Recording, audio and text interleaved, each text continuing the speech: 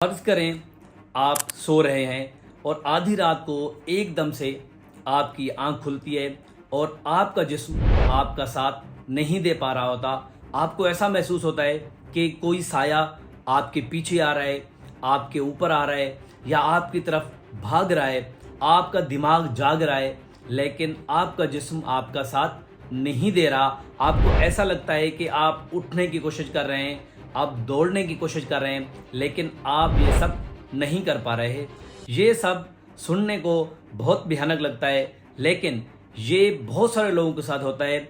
ऐसा मामला बहुत सारे लोगों के साथ पेश आता है और साइंस की ज़बान में इसको स्लीप पैरालिसिस कहा जाता है। ये बहुत लोगों में कॉमन है। तकरीबन दुनिया भर में 8% लोगों के साथ ये एक्सपीरियंस होता है या लोगों को स्लीप पैरालिसिस होती है। लेकिन अच्छी बात यह है कि स्लीप एपनिया का कोई नुकसान नहीं है। आज हम बात करते हैं क्या होता है और ये कैसे होता है, और दूसरे नंबर पर बात करेंगे कि हम स्लीप एपनिया से कैसे बच सकते हैं। समझने के लिए हमें नींद के साइकिल समझने पड़ेंगे। जब भी आप रात के वक्त या दिन के वक्त 7 से 8 घंटे के लिए नींद करते हैं तो वो नींद एक साइकिल की शक्ल में होती है। तकरीबन 4 से 5 साइकिल की शक्ल में आप नींद करते हैं और इसके डिफरेंट स्टेजेस होती हैं, जिसको पहले नंबर पे होती है रैम स्लीप, जिसको रैपिड आई मूवमेंट स्लीप कहते हैं, और दूसरे नंबर के ऊपर होती है नॉन रैम स्लीप, मतलब कि non rapid eye movement sleep. आप जो भी ख्वाब देखते हैं या इस तरह की मूवमेंट या स्लीप पैरालिसिस एक्सपीरियंस कर रहे होते हैं, ये सारी चीज़ें आपके साथ रैम स्लीप के अंदर हो रही होती है, मतलब कि रैपिड आई मूवमेंट स्लीप के अंदर। आपने बहुत सारे लोगों को देखा होगा जो सो रहे होते हैं, कभी कभार उनकी आंखें बार बार खुल रही होती हैं और बंद हो रही होती हैं। तो ये जो स्टेज होती है, ये जो फेज होती है, इसको रैपिड आई मूवमेंट स्लीप कहा जाता है और सारी चीज़ें इसी के अंदर हो रही होती हैं।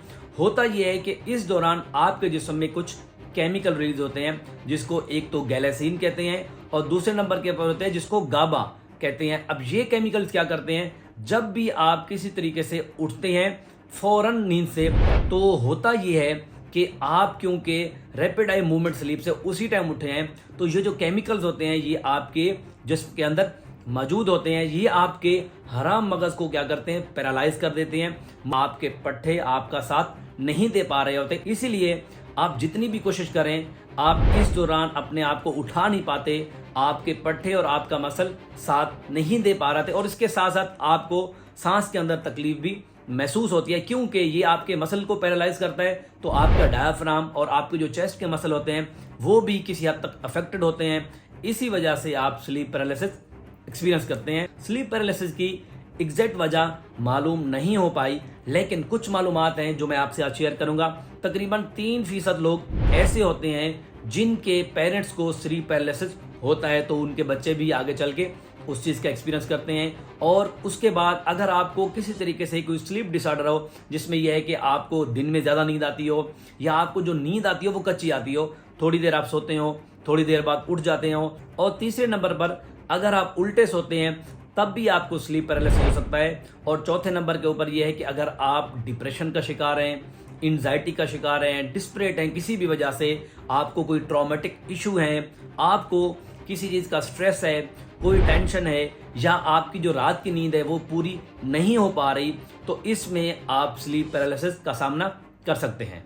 क्योंकि स्लीप पैरालिसिस की एग्जैक्ट वजह या इसकी मालूमात हमारे पास बहुत कम है और उसके ऊपर रिसर्च भी इतनी ज़्यादा नहीं हुई, इसीलिए अगर इसके इलाज के ऊपर बात करें तो एग्जैक्ट इलाज किसी के पास नहीं है। इसमें बहुत सारी कंट्रोवर्सीज हैं, बहुत सारे इख्तलाफ मौजूद हैं, लेकिन ये बात समझने की ज़रूरत है जो इसके रिस्क फैक्टर हैं, जिसकी वजह से ये आपको हो रहा है, अगर आप उसको कम करेंगे, आप उसको ओवरकम कर लेंगे तो आप इससे बच सकते हैं। तो उसमें पहले नंबर के ऊपर ये है कि अगर आप किसी तरीके से एंजाइटी या डिप्रेशन का शिकार हैं तो आप अपनी एंजाइटी या डिप्रेशन अगर ट्रीट करवा लें, उसको समझ लें, उसकी दवाई या मेडिसिन ले लें, तो आप ठीक हो सकते हैं।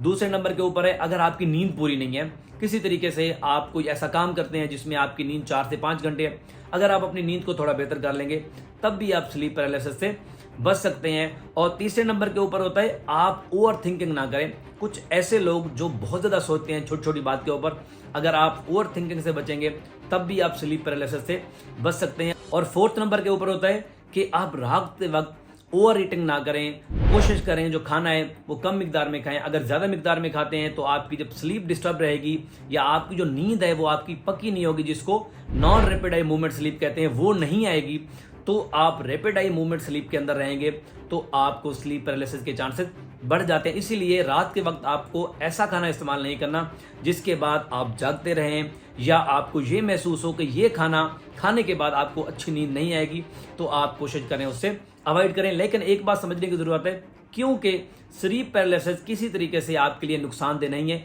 बहुत सारे लोग जो इसको समझ लेते हैं, जिनको पता है ये उनके लिए नुकसानदेह नहीं है, तो वो बाज़ औक़ात परेशान नहीं होते बल्कि इस चीज़ को पॉजिटिव लेते हैं और इसको इंजॉय करते हैं और इसको एक ख्वाब की तरह गुजरते हैं। अगर आपको स्लीप पैरालिसिस के बारे में कुछ भी पूछना हो तो नीचे कमेंट्स में पूछिएगा।